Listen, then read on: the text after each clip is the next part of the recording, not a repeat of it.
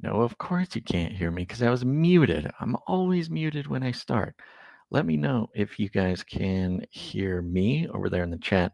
I'm obviously going to sound a little strange, going to sound very strange. I apologize for sounding so strange. Might even sound a little bit reserved, a little bit quiet.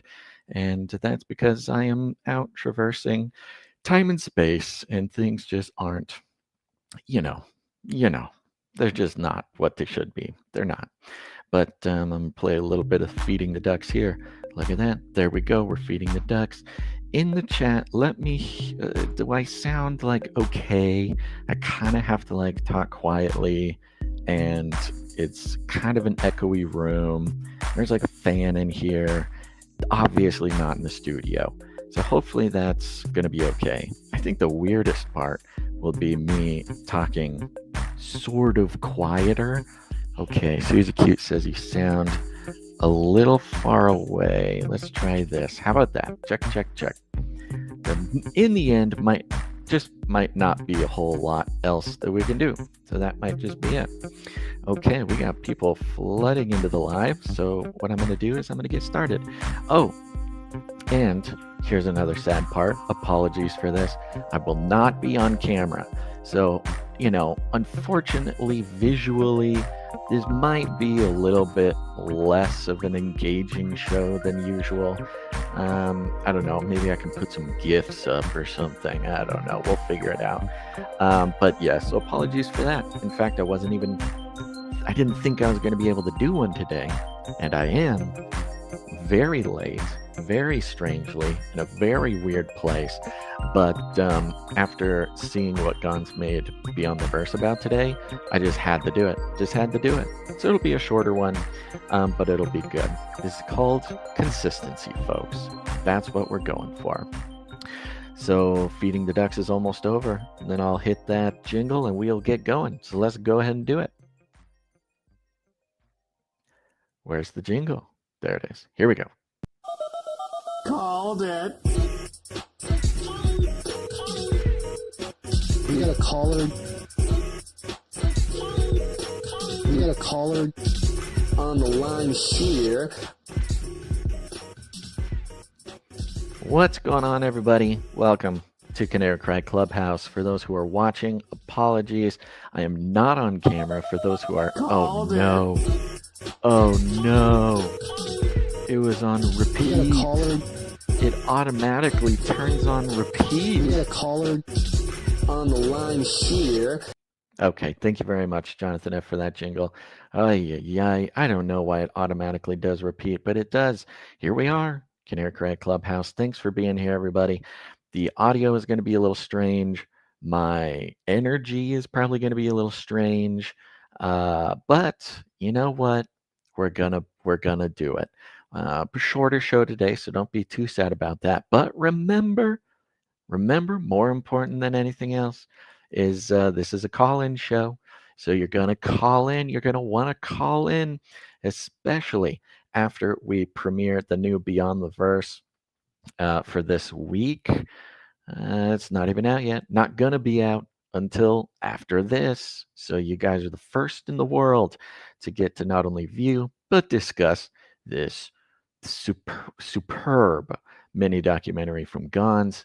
We're going to jump into that actually pretty early, but I did want to let everybody know.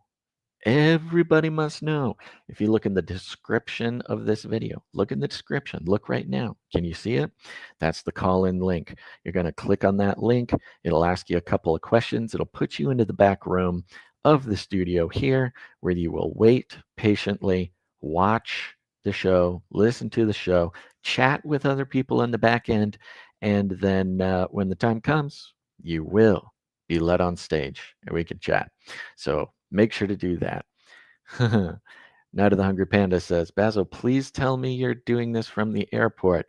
Sir Darren, long time Canarians will know.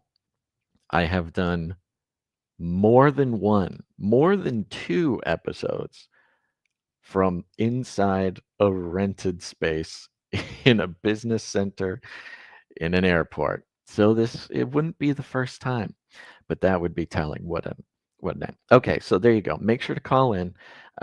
Use the call-in link right there. We're going to jump into Beyond the Verse in just a moment because, guys, when I saw what this was about, again, I'll say it again. I do not know what God's plans for these things. I do not watch or listen to these things. I do not. This is one of the beautiful parts of our relationship or partnership or whatever, is that, of course, we're a great team. We do almost everything together.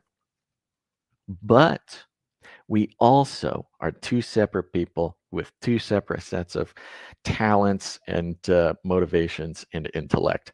And so it is always beautiful to see when I observe the title of what Gons did Beyond the Verse on this week, and it lines up perfectly with stuff that I've been sort of privately obsessing over, maybe even publicly. But I saw this and I knew I could not skip it. We could not skip Clubhouse this week. So that's what we're doing. Let's see here. Hit the like button. Thank you very much, Sir Darren out of the Hungry Panda. It's probably going to be a less attended live show for many reasons, but usually these ones that start late in the day, people got stuff going on. But that's what we're going to do. So I'm going to actually just start out. We're going to jump right in to Gonz's Beyond the Verse. And this one is called What Happened to Moses's Body When He Died? Okay, let's go. That's not right. Whoops. Here it is. Did you know that there was a divine war over the body of Moses?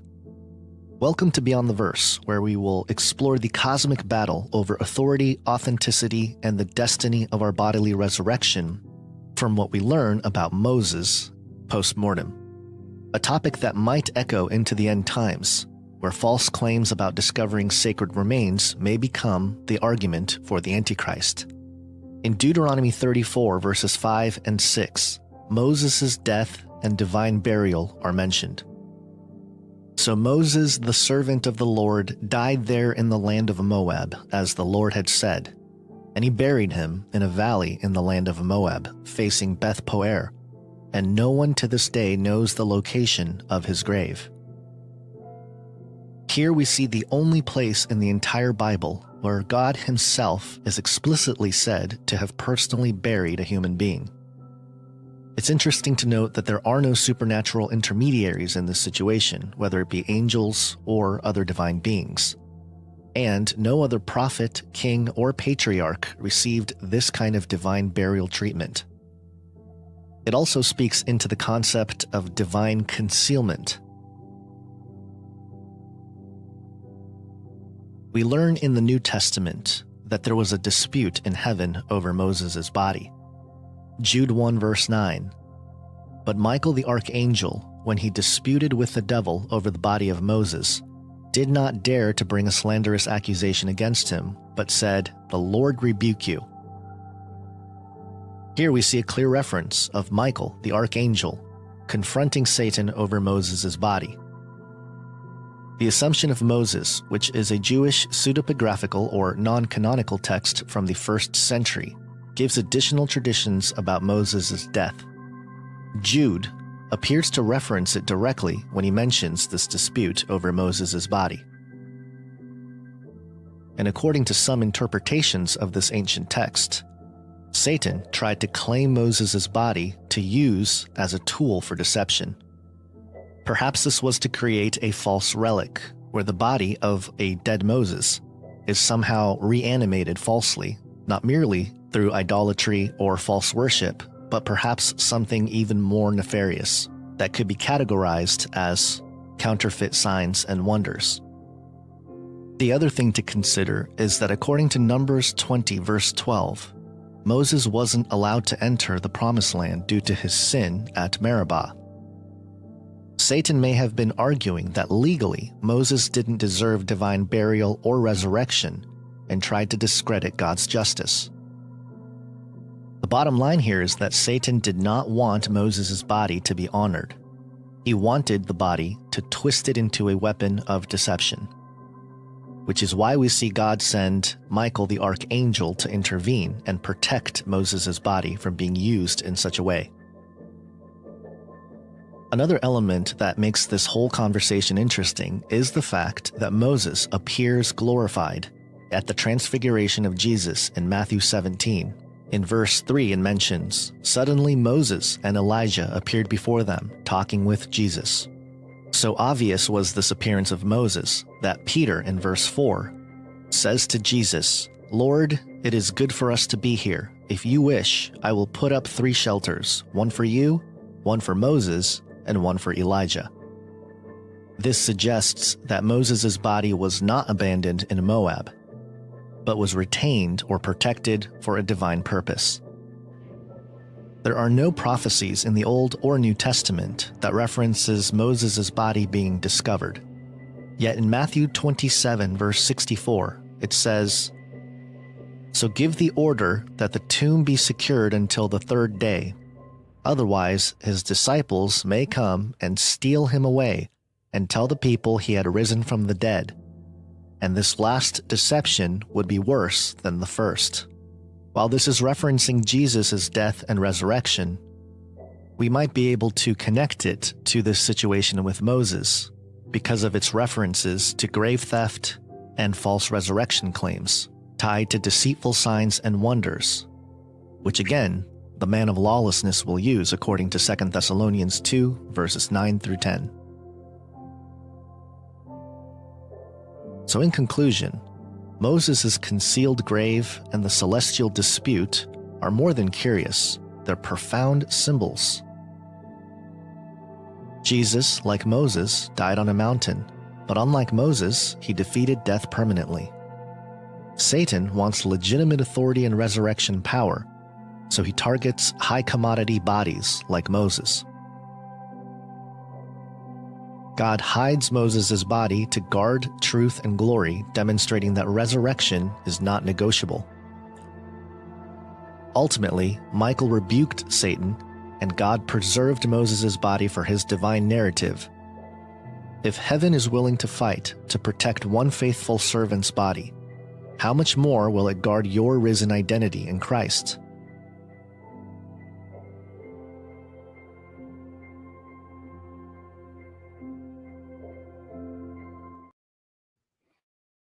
Yo, yo, yo, yo. Did you know all about this? Look, I don't know. I've read the book front to back, but I had never focused or never, I don't know, had my focus drawn to this story of Moses's body. Moses, look, I know he had a body.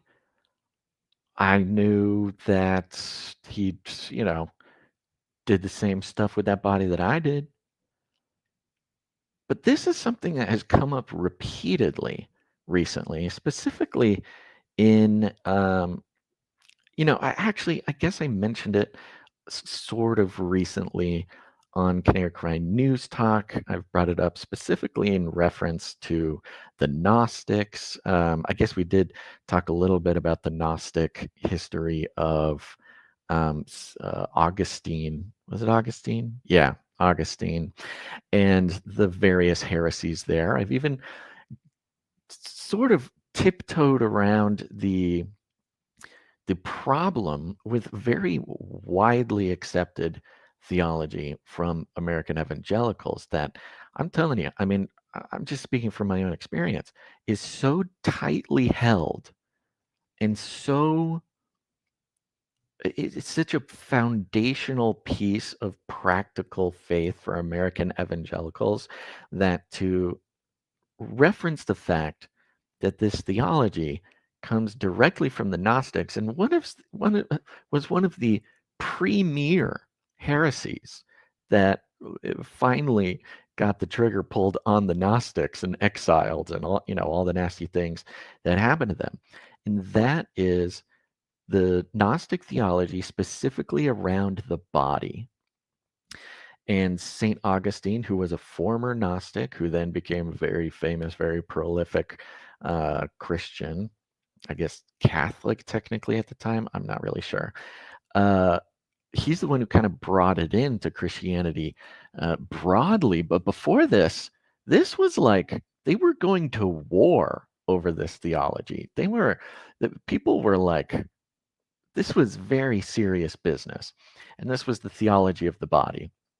And the Gnostics believe specifically that the body itself, this includes kind of the material world, the flesh, the the earth, the whole material realm, that its primary substrate, the substance of which was created and exists, was inherently evil.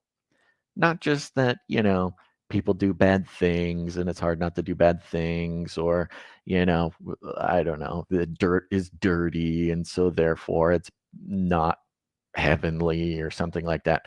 No, they were saying down to the atoms that make up physical reality are pure evil, pure defilement, pure antithetical. It goes back to this extreme dualism that, of course, I'm not a non-dualist. Dualism exists, but this extreme dualism where everything in the material realm is as sinful as it could be, and it can't not be that way. It is in the very substance of which it is made. And therefore, everything that is of the spirit is of pure goodness, pure, uh, uh, I don't know, divinity, I suppose. And immediately, especially if you grew up the church, I mean, this seems like a very basic concept. Yes, oh, it's fleshly. My flesh is weak. My flesh wants to do bad things. Oh, everything fleshly is bad. Because we use that phrase, flesh and fleshly and things, to mean, sort of sinful. And certainly not getting into the quagmire of denying anything like original sin or sort of the fallen nature of man.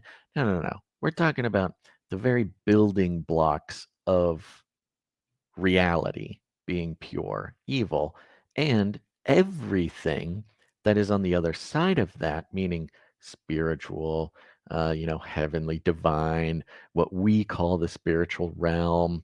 Again, even just separating the material realm from the spiritual realm.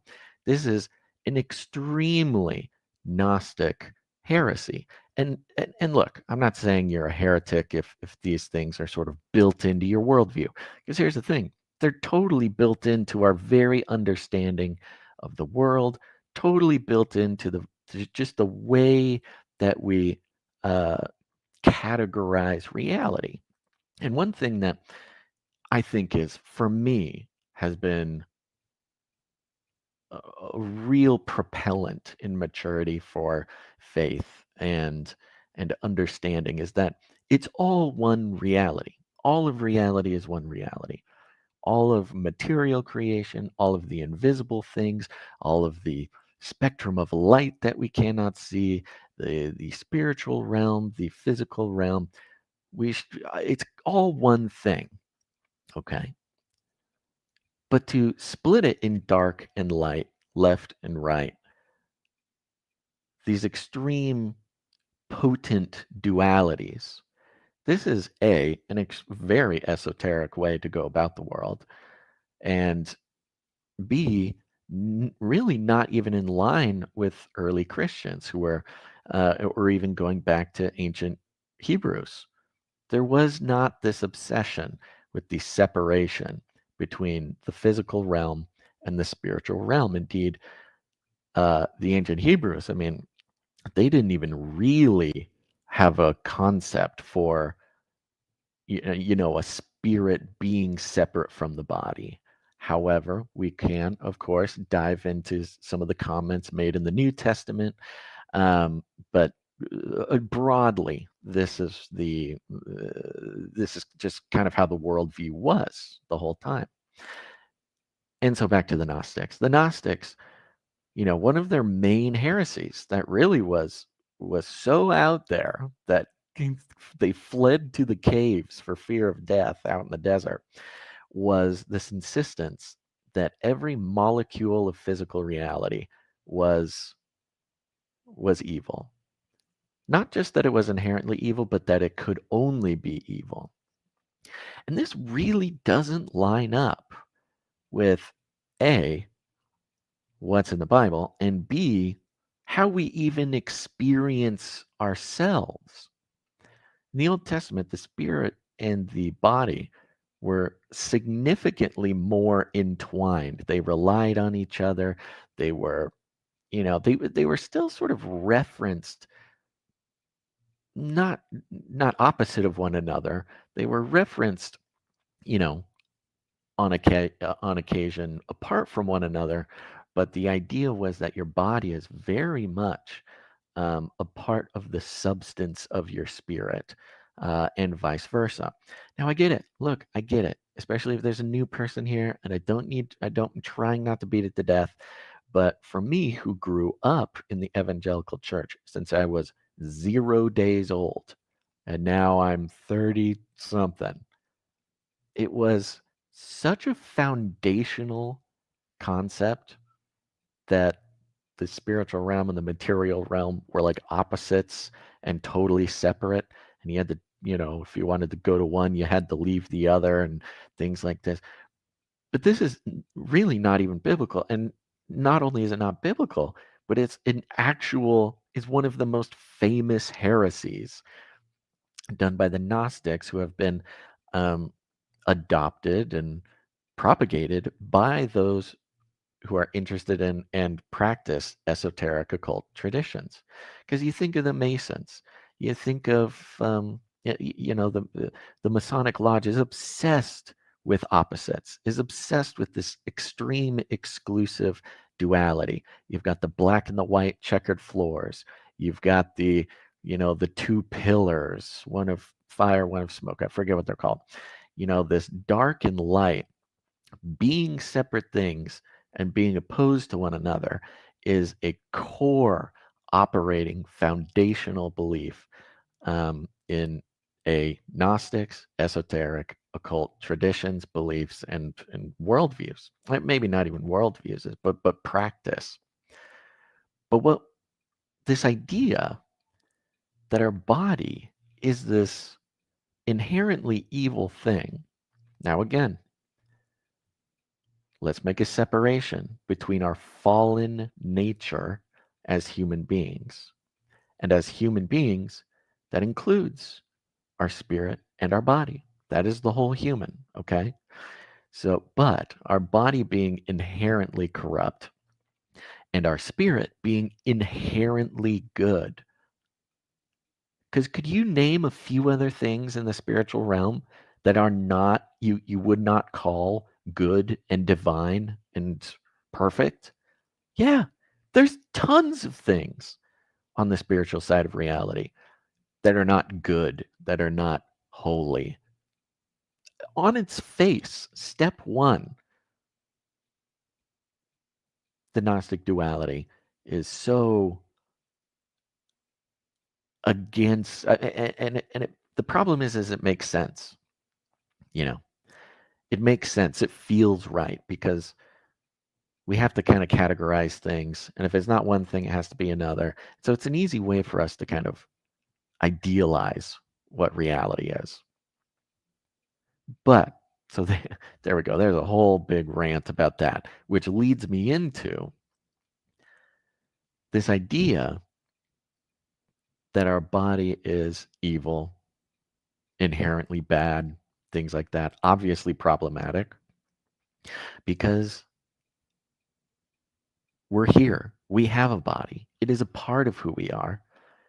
And this belief that your body is bad and doesn't really matter, this leads to all sorts of wrong thinking.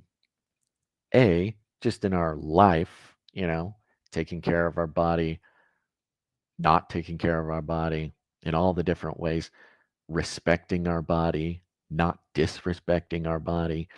If you're walking around and you've grown up thinking that your body is inherently bad, what's the point in taking care of it?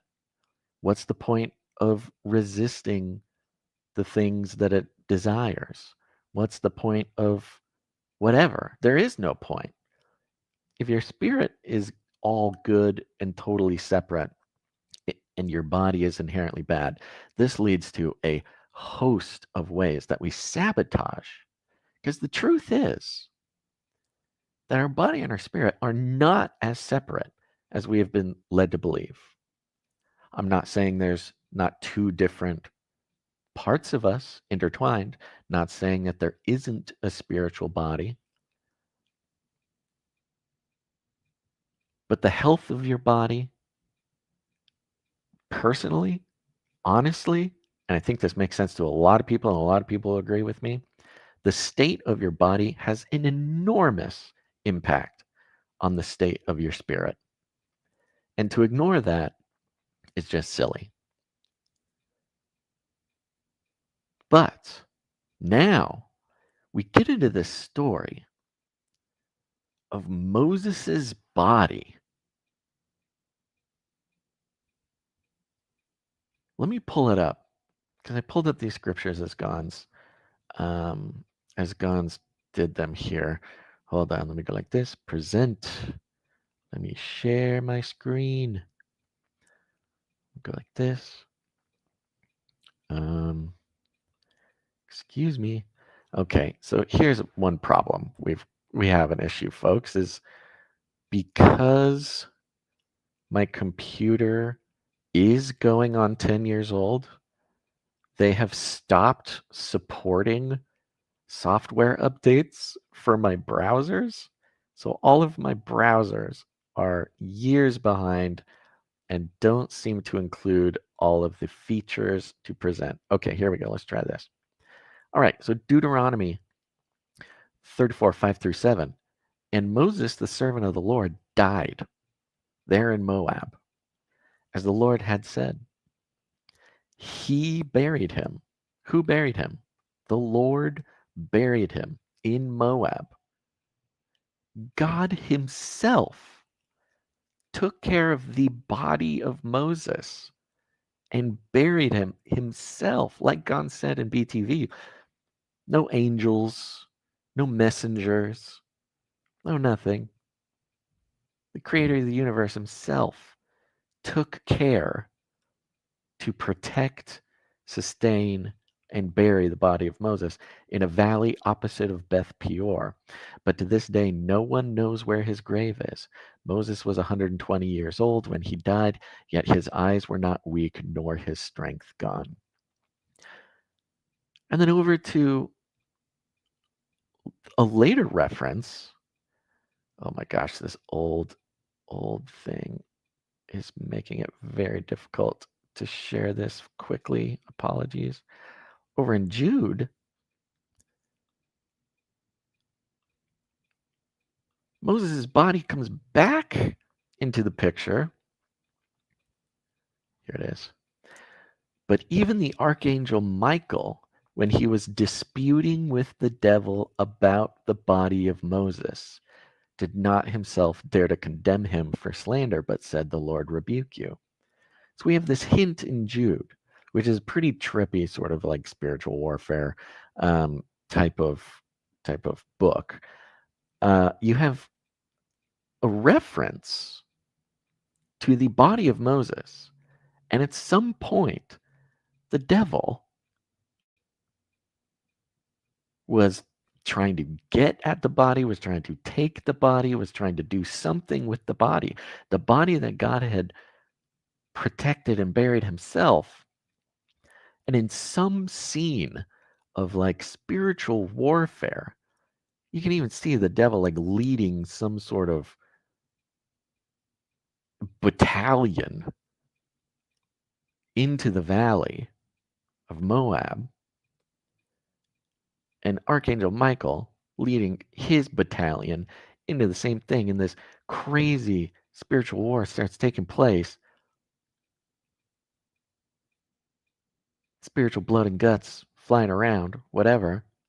Total madness. And in the chaos, the devil like searching for the body of Moses, like looking around in the chaos, using it as cover, and just getting spotted by Archangel Michael. It's like the devil had a shovel in his hand, digging holes around the desert during this crazy scene. And the Archangel Michael rebuked the devil for seeking out the body of Moses. I mean, this is an incredible insight into just how important, how crazy, how heretical it's been to consider our physical bodies as something less than a part of our whole being, a part of our spirit. Honestly, at this point, I'm not even like necessarily considering the spirit a part of the body. It's easy to focus on the body because it's right in front of us and we have such an awareness of it. In the same way, we should have more of an awareness of our spiritual body. It should be sort of the main operating mechanism by which we consider ourselves moving through the world.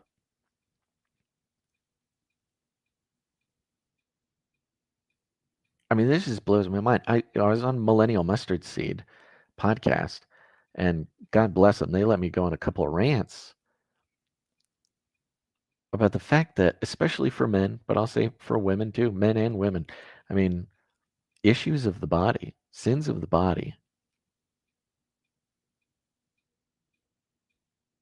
that's the number one downfall. Because we are attuned, because we exist in this physical world, and we have a really hard time seeing past the physical reality into the deeper realities, the body becomes a conduit, a real conduit. Whether or not the body is like the main part of us and the spirit inhabits it, I don't even know if I want to think about it that way anymore. In a way, the body is a part of the spirit man. It's like an appendage. This physical body and is just an appendage we use to operate in this physical section of reality. And I can go into, taking care of it, honoring it. I'll tell you what, I didn't always do the greatest job with this. Thank God I got my act together in the past, 5-6 years. But I didn't always do it. And now, thankfully, my body is in the best condition from top to bottom in any way that you could measure it. It's in best condition. My health, my strength, my whatever. And it feels more than anything, even just better than the way my body feels. My spirit benefits from it the most. Our bodies are extremely important. And there's this heresy, this Gnostic heresy. I mean, if you've got a problem with, occultists, if you have problems with Satanists, if you have problems with Luciferians, if you have problems with the New Agers, if you have problems with these ways of thinking, you need to drop the way you're thinking about your body right now. Because our bodies are so important that Jesus Christ rose bodily from the grave. He did not become a ghost and come. Now, well, he did visit people in the spirit. We know this. But when he visited people in the spirit, he was tangible. His body was there. Jesus' spirit did not start flying around and save all humanity. It was his body. And if you think, I mean, that's why he was given a body. It's why he was sent to Earth in a body. This was another problem with the Gnostics. You follow the logic of the Gnostics, and this was specifically a part of their heresy, was that they didn't believe that Jesus was who Jesus was. Why? Because he had a physical body. And God, being pure divine spirit, could not inhabit a fleshly, sinful, defiled body. If you're separating body from spirit, you follow that logic, and you're right there back at the Gnostic heresy. You cannot believe that a perfect divine being could inhabit a body, because they can't mix. They cannot mix. And so we need to seriously rethink how we think of our body. And considering our body weak, considering our fleshly desires sinful, considering the very substance of our body to be fallen, to be evil, that is such a cop-out. That is such a cop-out. Because then you do anything wrong, you're like, oh yeah, it's just my body. My body did something wrong. There's no accountability. I mean, real accountability. Inner accountability. Accountability with your spirit, man. If your body is inherently and unrepentantly or irreversibly evil, then every sin of the body is excused. Because what do you mean? Of course I did that. Of course my body did that, because that's what my body is. My body cannot be redeemed. My body cannot be good. This solves a lot of problems, I'm telling you. Okay, looking at the time here, goodness gracious. See, this is the problem with this show. I can just do this forever. Those are some of my thoughts. Beyond the Verse is going to be posting on the Face Like the Sun channel the next day or two, so keep an eye out for that. Watch it, share it. We're going to take a couple calls here. I'm going to put on the timer just in case anybody was wondering. Oh, what just happened? There we go. Okay, I'm going to put on the timer. We're going to have time for like a couple calls. You know what? I'm going to put the timer at 7 minutes just in case. We got 2 people in the background. Remember, if you're in the waiting room, you're going to see a little tiny box with a timer in it. That's just, that's not a hard deadline. It's not a hard out. It's just a way for us to make sure we know that we're moving along. So don't freak out. If we're really in it, if we're grooving, then we can take a couple more minutes. But that's how we'll do it. And in the waiting room here, we're starting out. Let me check the private chat for those guys. Great. Okay, we have Sir Darren, now to the Hungry Panda, calling in early. First caller. Here we go, buddy. How's it going? Hi, Basil. How are you, buddy? I'm good. Good. How did my audio sound? Is it really weird? Is it really off? No, it's great. Oh, cool. Yeah. How are you? What's on your mind? I'm doing good. Doing great.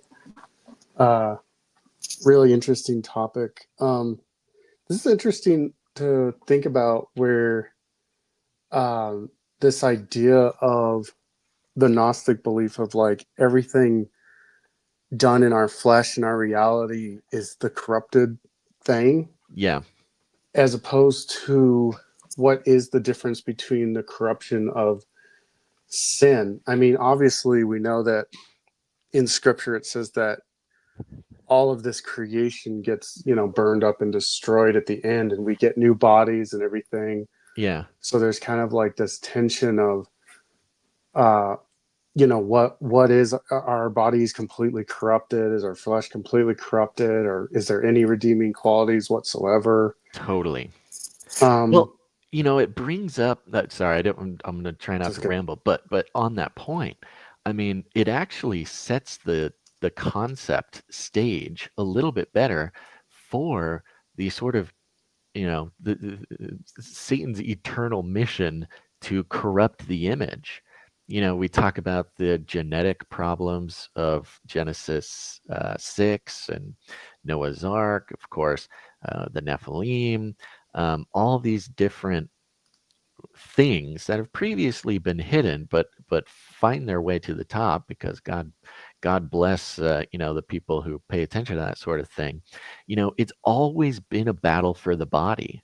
The adversaries always struggled for the body. It's one of the most effective vectors, to attack the spirit man. I think that's one problem is for the adversary to attack a human who is a whole thing that has a body and is a spirit man, right? The body Hmm. is an easy vector. But if it was already inherently evil, and if it was already at its very substance defiled, why would he even bother trying to corrupt it? You know what I mean? Yeah, I mean, the reason I brought that up too is I've been hearing a bunch of sort of the fringe Christian, content creators and stuff. Some of them have been going down this road of like almost speculating that our bodies were different before the fall, like we Right, took on some sort of new body and everything, right. which I was like thinking and pointing out is that's a very scary way to go about it, because that does get into sort of the Gnosticism idea. Yeah, Because it really does say in the word, it says that when God finished on the seventh day, he looked at everything and he said it was good, and the word good basically equivalent was perfect. right. Like Yeah, everything he did was finally perfect. And so, yes, we can get into debates on like, well, then how did sin get entered through the out, the fruit or whatever. But it's interesting how there's almost this, even like this whole like we're living in a simulation, we're living in a matrix theory, right? yeah, It's this idea that we want to have like this Gnostic black and white division of, oh, there must be a perfectly perfect and a perfectly bad, yeah, right. instead of just realizing, some of the fundamental truths of, what did God do? He created us, first and foremost, and he created us with a mind, a body, the mind, the soul, Yeah, the body, and his spirit, which is the eternalness, the yep. Christ in us.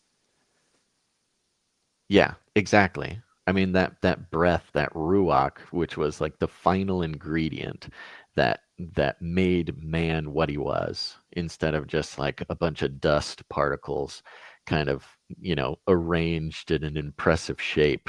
It was that ruach breathed in, and I think that's a great way to kind of maybe visualize, because I have a really hard time like actually visualizing, like contemplating, like the separation between spirit and body is so built in that even for me right now, it's incredibly difficult to even hold on to it in my mind, for a very long time, like to actually sort of live in that alternate explanation of what I've been told for so long, which is this harsh division between spirit and body.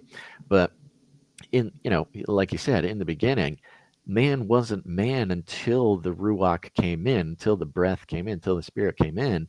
And what is a body without ruach? It's nothing. You know what I mean? Like inherently, man is both of these things, and to split them apart almost at all. I mean, we can talk about spirit and body in the same way we can talk about our left hand and our right hand, Does that is that something? Did I just blow Yeah. somebody's mind? Because I think I might have just blown my own mind. Um, you're talking spirit and body. You're just talking about two different pieces of the whole, instead of them being two separate things, or one sort of piloting the other like a Gundam. I mean, those are fun ways to think about it for sure, Hmm. but you you can't you can't go back far enough to make the sort of Gnostic logic of the thing make any sense. In fact, there's no avoiding heresy without, if you take it far back enough. Yeah, Um, and it's even interesting again, like this idea of Moses and his body being hidden away, because it, we sort of know that in Revelation that it talks about the the something to do with the Antichrist and the false prophet. He creates an image of the beast, and there's this idea that potentially this image of the beast is a resurrected person, right. possibly. Can't say Yeah. 100%, Yeah. Yeah. but um it's almost like, again, Satan's idea is to fabricate or try to create copies or fabrications or of what God has done. And even in the very, very beginning, it says, "Let us make man in our own image." And the image that God created us in was, if you think about it, a body, a soul, our mind, and the spirit. Yeah. Right. So, and that's why, like, I think last week we had this question of like, did angels have body parts? Yeah. Because I mean, they have to. is that part of what God is and what the creation is and so forth? Yeah, and again, you go back to the Jesus bit. Like Jesus, in it's hard to talk because we're trying to break this paradigm of the separation. So I'm still kind of figuring out the language for it. But Jesus had a body.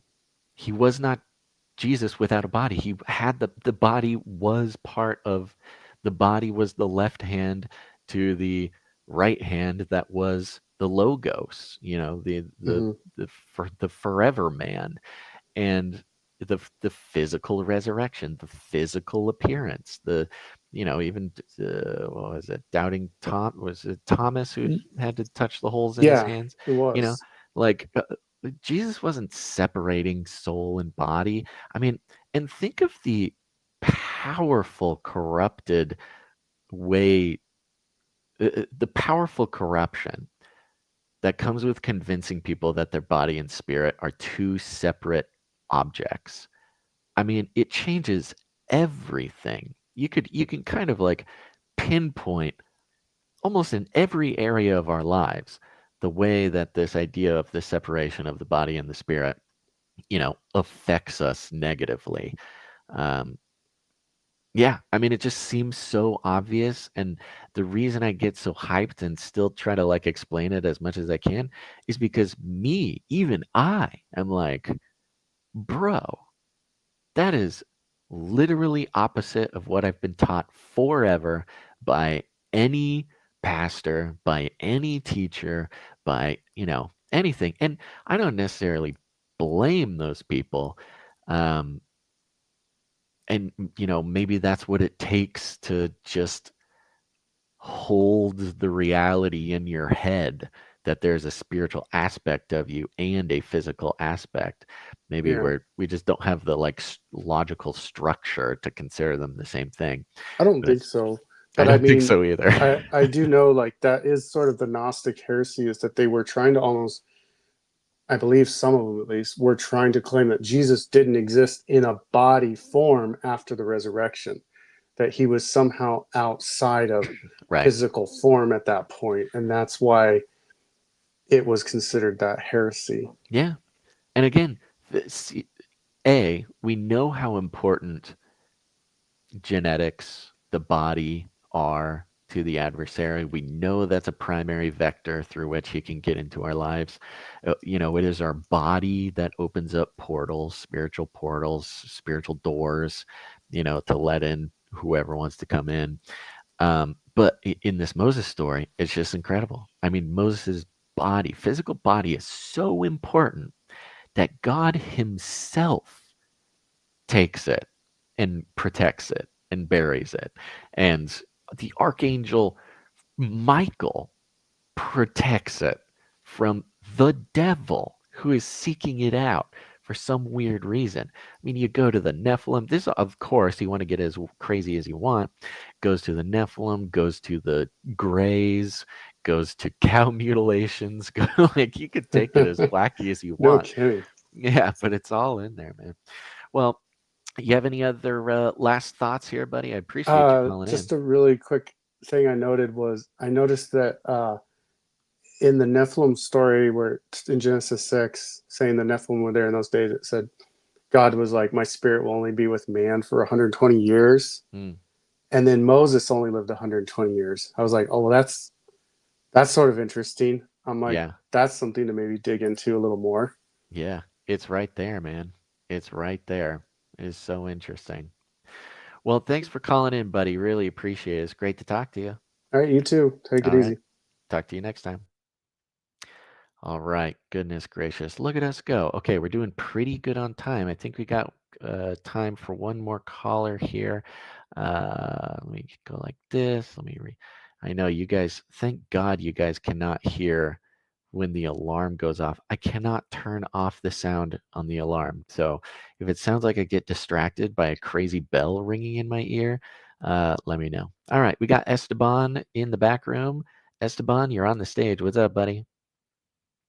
Estabbon is muted. Hit that mute button. Hey, There you how's go. it going? What's up, buddy? How are you? Hey, big fan. Listened to you guys for a long time. Oh, thank you. Gonzo's first Age of Deceit just literally changed my life, and I mean Yeah. literally. Yeah, So bro. Nice. big fan. Just want a few points. Number one, I think you're correct about the body. But one of you, either the previous caller or you asked, if the if the body is inherently corrupt, uh, why does the enemy go out of its way to Yeah, if it were inherently evil, then why would the adversary spend so much time well, trying I'll to tell you. corrupt it, I suppose? Okay, well, first of all, I do believe the flesh is inherently corrupt after the fall. That's number one. But Okay. the prize is the spirit. Uh-huh. The prize and what the enemy wants is the spirit and the soul. And so the way to get to the spirit and the soul, a lot of times, yes, is in the body. If you remember what Paul said, I believe it's in Romans, he talked about what a wretched man he is, specifically because of his flesh. Yeah, right. Yeah, it's an He, attack vector for sure. he because of his flesh. In fact, the Lord allowed a messenger of Satan to attack Paul in the flesh, and he says it. So, and you made an excellent point just a few minutes ago about the flesh opens up a lot of doorways. It just absolutely does. Eyes, ears, just because that's flesh. Right. And so, and that's why, Christ said to crucify the flesh. He didn't say crucify the soul or crucify the spirit. He said crucify the flesh. So if the substance of the body is inherently at its core evil, and the spirit is inherently at its core good. I'm not necessarily saying that either. Okay, I so you have a believe little bit of a what I am difference. what I am saying is that the Lord put the spirit and soul into us, and there's no question that the soul yearns to be with our Creator. That much is true, especially of those who have accepted Christ as Lord and Savior and placed our faith and trust in Him. So But can the body be good? I'd be curious. no, No. the body What can about never be good. Jesus's body? He's the only one. He is the only perfect, fully God, fully man. See, some Christians believe that he was 50% man, 50% God. No, he was 100% of both. Right. And What so about Moses's body? Why did God want I'm to glad protect Moses's body? I believe it's because same reason why no one knows where the ark is, because it would be worshipped. Not only that, but keep in mind, a lot of the demonic activity, they would love to have a body to possess. I mean, you see demon possession throughout all the New Testament. You know, when Jesus cast out a demon from the guy, they had nowhere to roam. And if they were going to stay in that spirit realm, you know, I believe that they were free pickings for God's angels. And so they said, why, you know, send us into those pigs. And so, you know, they definitely want a body for sure. Now, I'm not really focused on the Antichrist. I don't care about the Antichrist. I'm looking towards Jesus Christ. But with that being said, with respect to Moses, again, first of all, a lot of people don't realize that it was God who buried Moses. Yeah. A lot of people think, you know, yeah, he did you it know, himself, his own two hands. he did it himself. Only he knows where the body of Moses is, which brings me to my next point. I don't believe the two witnesses spoken of in Revelation. A lot of people believe one is Elijah and Moses because of the Mount of Transfiguration. I don't believe that. I'm not saying I'm right, because that's not a salvation issue. The reason why I don't believe that, number one, is why would Moses want to come back here? That's, you know, if he's with the Lord. But you know, I'm sure him being the obedient servant that he is, he will do and gladly do it. But so let me rephrase that. I wouldn't want to come back here, but I just don't believe. I just don't believe it's Moses and Elijah, because Moses physically died. I personally believe it's Elijah and Enoch, because those two men did not physically die. Yeah, the two whirlwind bros. Exactly. So when what they were happens taken, to the body of the whirlwind bros when they're taken I'm up to glad you heaven? asked that. I'm glad you asked that. We do know that save for Jesus Christ, that flesh cannot be, or sinful flesh cannot be in the presence of the Lord. Remember when Moses asked to see his face, God said, no man can see me and live. It was because of man's sinful nature and flesh. Remember when Isaiah had the vision and he said, woe is me, because he realized, and this was just a vision, but he was still in his flesh, and he said, I am an unclean man with unclean lips amongst an unclean people. So he had to be purified by the angel just to be in the presence by a vision. And so again, So you're saying Enoch and Elisha, whose bodies were taken to heaven, their bodies were no longer inherently evil by that point. no, they were not. I believe that they became spiritual bodies once they entered into the kingdom. The only quote unquote physical body,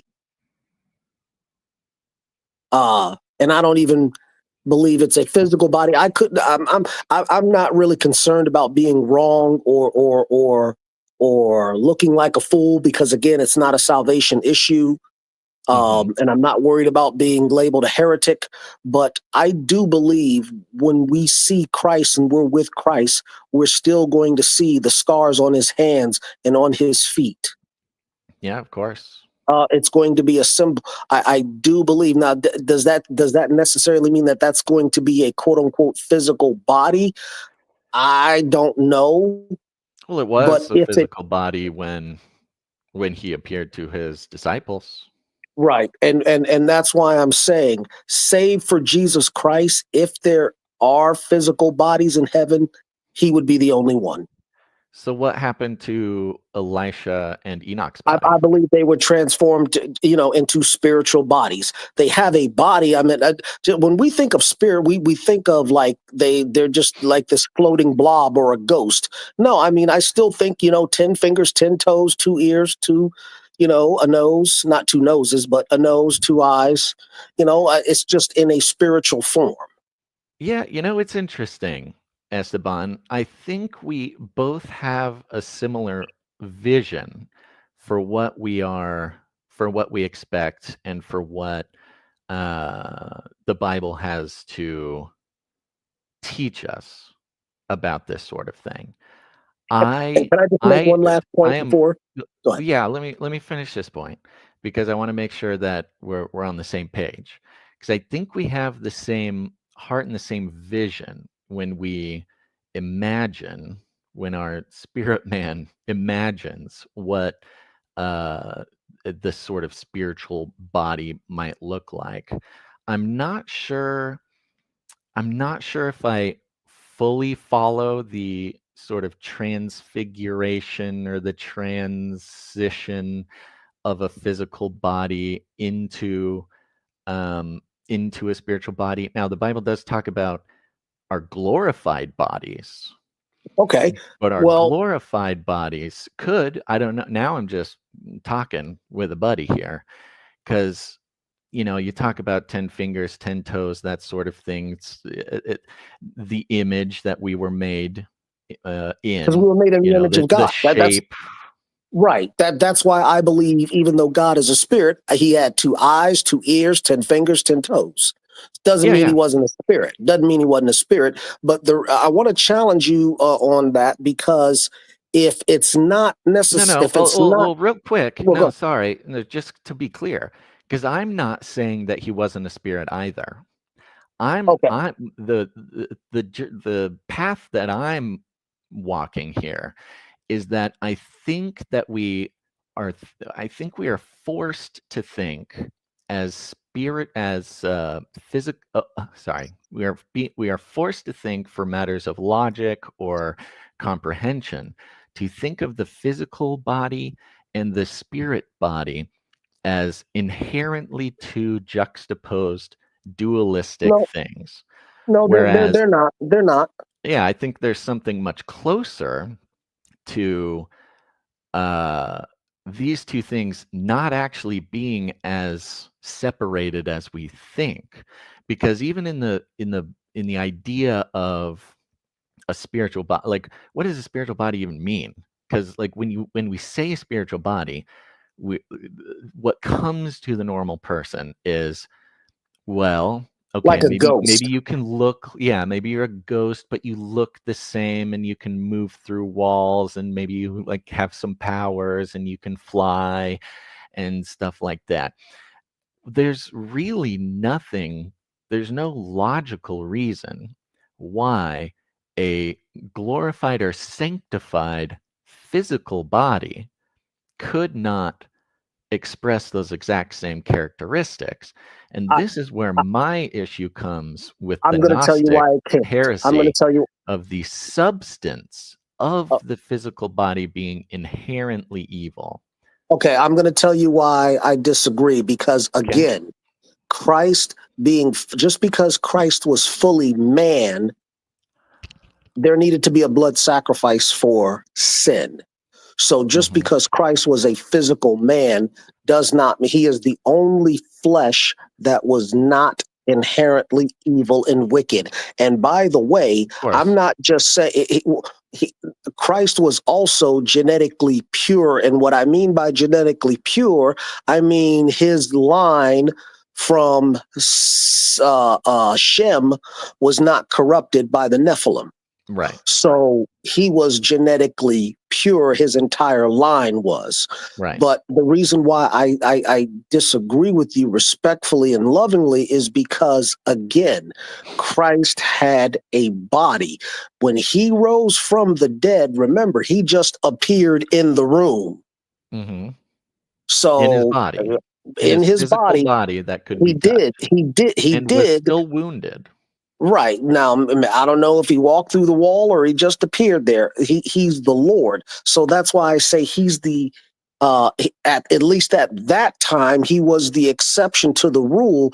But it says in the New Testament that when we see him, we'll be like him. So I'm assuming that we can walk through walls, or I don't know about flight, but it's not like we're going to be superhero, but we, whether we, again, I'm not too concerned whether it's a physical body. I just know it's going to be a body, 10 fingers, 10 toes, 2 eyes. Now, whether it's in a spiritual form, who knows? But I do know that during the 1,000-year reign, the millennial reign, when we're here with Christ on the earth, I don't know. Maybe we're, going to have physical bodies, breathing air, drinking water. I don't know.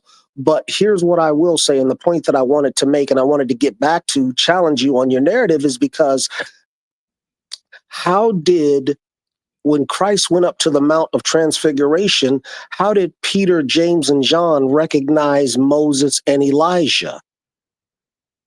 They were not in physical body, they were in spiritual form, because it says that Christ started to shine. So he was in his natural state for a moment, his actual state for a moment.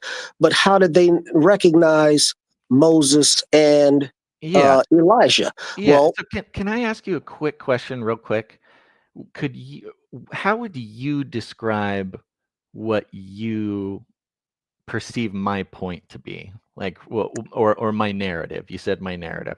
How would you describe my narrative? And I don't want to miss, because I don't want you to think that I'm attacking you, because I'm absolutely not. No, that's totally I'm fine. absolutely not. I just hear you saying some things that I absolutely agree with, and we're totally on the same page, which I think is great. I think overall, you and I are on the same page, but I do want to just check to see what you fair enough. Fair enough. Check what you think my thing is here. And I could be wrong. I could be wrong. Like I said, and don't get me wrong, I'm not trying to be laissez-faire, like I said, because it's not a salvation issue. Totally. Trust me, I could be wrong too. So I just want to make sure that we understand each other. But I do think that since the fall, all flesh is inherently evil. Moses sinned, Abraham sinned. Moses sinned, and God called Moses his friend. When he encountered God at the burning bush. Real quick. So when you say, I'm sorry to interrupt, I do we can take it step by step. Sure. So when we talk about flesh being evil, we can talk about a couple things. One of them is that no body, no flesh is without sin. Exactly. Except for Christ. For Christ. Right. Okay. So when I talk, and I'm glad this helps, because I actually also want to separate your position from the Gnostic heresy. For anybody else listening. What is their position? What is their, just so I know, making sure that I'm not inadvertently walking into it or inadvertently agreeing with them. Yeah, right. I don't want to do that. And I don't think you do, which is why I want to try to separate what you're saying from the Gnostic heresy. So we can admit that as human beings, both with a spirit man and a physical man, the whole man is fallen. We have a fallen nature. We begin our lives imperfect. This is our struggle. Okay, we can agree with that. With the Gnostic heresy, and this is where language gets really tricky. So the Gnostic heresy believes that everything physical, the rocks, the trees, the very physics, the atoms, the every cell in our body, the substance that it is made of. I'm talking about like literal atoms, Uh-huh. literal flesh, Uh-huh. is of a corrupt substance. It like There's let me just interject. There is some truth to that, and I'll be very, very brief. Listen, there is no doubt, and I will stand 10 toes down on this one. There is no doubt in my mind that sin, when sin entered creation, physical creation, not in the spiritual realm, not when Lucifer and his angels got thrown out, because that's the spiritual realm, but I'm talking about physical creation. There, I don't believe there was earthquakes, typhoons, none of that. I believe sin had a physical effect on physical nature. So in that aspect, there is some truth to what the Gnostics are saying, because there's just, in other words, the world was perfect. The sin did not just have an effect on us as human beings, it had an effect on the physical earth, because in the New Testament, Christ says that the earth, it's like birth pangs. All of creation is crying, it wants to be made right, which also, by the way, and you're gonna think I'm crazy for saying this, but just hear me out. This is the perfect argument against aliens or quote unquote intelligent life other places.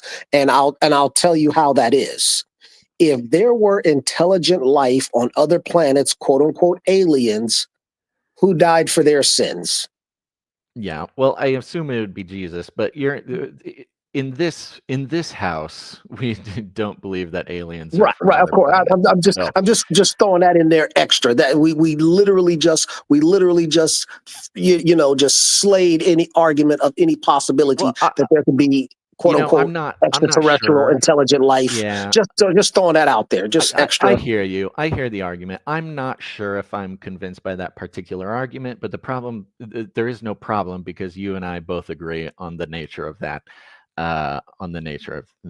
situation. But my point So is, sin had a physical effect. yeah, Sin I hear had you. because lions weren't eating gazelles before sin came into the world. Yeah, I totally hear you. Here's the thing I'm going to say, Estabbon. I really appreciate your patience with me. I really appreciate you calling in. You've been a total delight, and you have done an excellent job at quite expertly communicating the position that I grew up with. That I think, as far as the sort of the best that the American church has to offer, which is this well thought out, well intention, and I say well intention not to that can be a demeaning thing to say. No, no, no, no, no, I no, don't no, mean no, to no, no that to offense be a taken, brother. negative thing.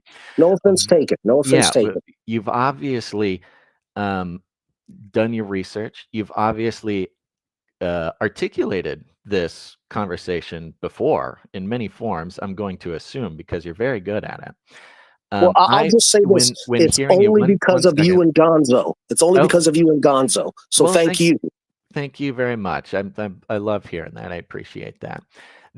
And here's where I feel like I need to spend more time with where I'm sitting, is because when I'm trying to articulate, I will say, in this conversation with you and me, you've made it a much more subtle surgical project to try to articulate um, the differences, where I'm starting to think that our human logic and the English language are not precise enough to articulate, I think, the differences and where I'm at. Because what you've laid out, absolutely 100%, maybe one of the best ways I've heard that laid out. where I'm a little bit still looking for the right words to separate, or maybe not separate, maybe either blend or fit the puzzle pieces together, or find that path through the conversation that pulls it away a little bit from what I believe is a pretty harmful thing in the Gnostic heresy. And a lot of it is coming to specific words. It's coming to maybe broad words, like what is evil? Sin, we know what sin is, but how exactly would you articulate it in its entirety, along with even, again, the separation between physical and spiritual? What does even separation mean in this conversation? So you've helped me spot these little things that I had not spotted before, and I thank you for that. We are coming to the end. Can I ask you a question? I'm about to Can I ask you lose a the question before room. you? Yeah, I'm Can about I to ask you a lose. question before you lose? Just so you know, I'm about to lose the room here, so we can do one last question, and then I'll have to let you go. Let me ask you this. With respect to the two witnesses, why I said I don't believe it to be Moses because he physically died. I believe it to be Elisha and Enoch. They did not physically die. Yeah. What do you think? Well, basically, what do you think of my belief and reasoning? And again, it's not a salvation issue. I could be wrong.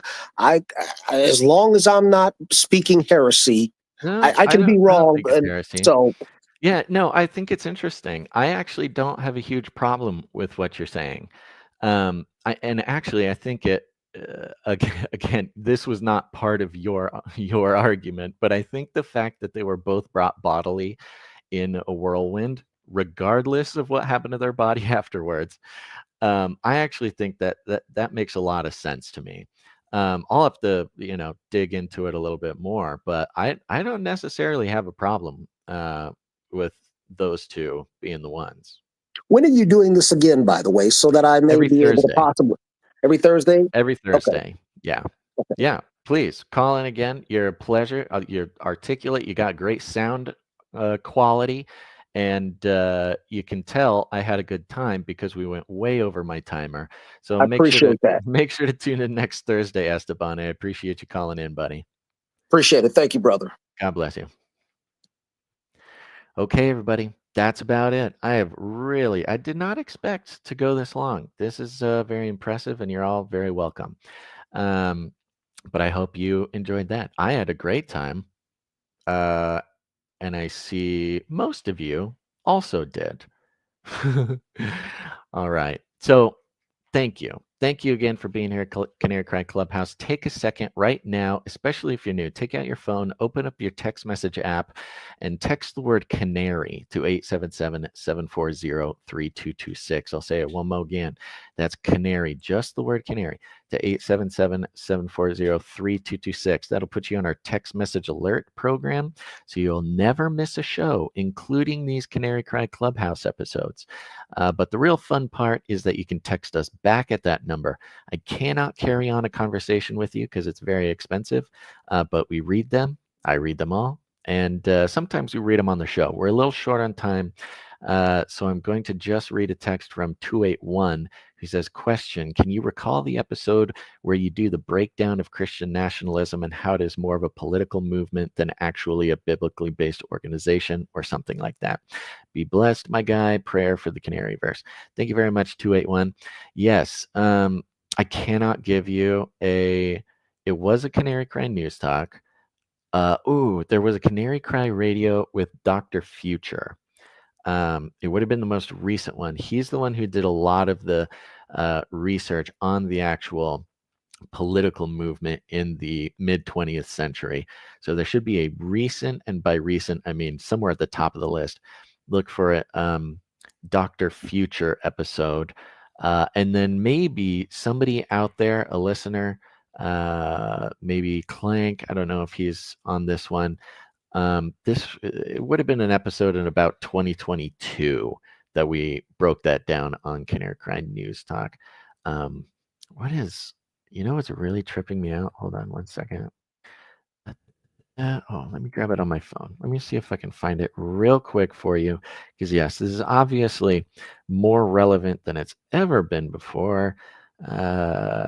And we're maybe coming to a head with that exact thing. It might actually be the most important thing that we could make a big deal again. Because that is something people are needing to break free from, but also not, break free is not even necessarily the right word, but more so be incredibly cognizant of. And it's very funny. It does not matter how expertly I can pad this time while I search through the list. Canary Cry Radio episode 159, The Truth About Christian Nationalism. There you go. Now remember, this is Canary Cry Radio, not Canary Cry News Talk.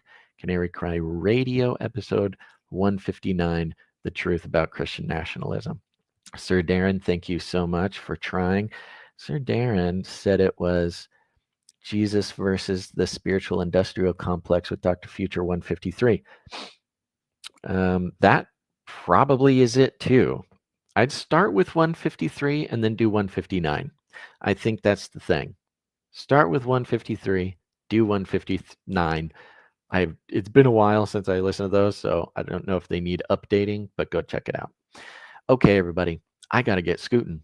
I got to do it. I just can't not do it. So join the text message alert system. Thank you. Cannot end the show without playing a little bit of Feeding the Ducks. There we go. There we go. Oh, that feels better, doesn't it? Apologies to Sir Darren, and our Russian handler was in the call list too. Oh, I wish I could talk to you. But I am losing the room as we speak. They're going to come in, hit me over the head, put a bag over my head, throw me out into the street. So make sure to tune in next time, everybody. Like I said, I'm here every Thursday for the Clubhouse, Monday and Wednesday for Canary Cry News Talk, and Canary Cry Radio episodes coming out all the time. Hit the like button. Share this episode. You know the deal. All right, everybody. Thanks for tuning into this episode of Canary Cry Clubhouse. Make sure to tune in next time. But until then, think outside the cage.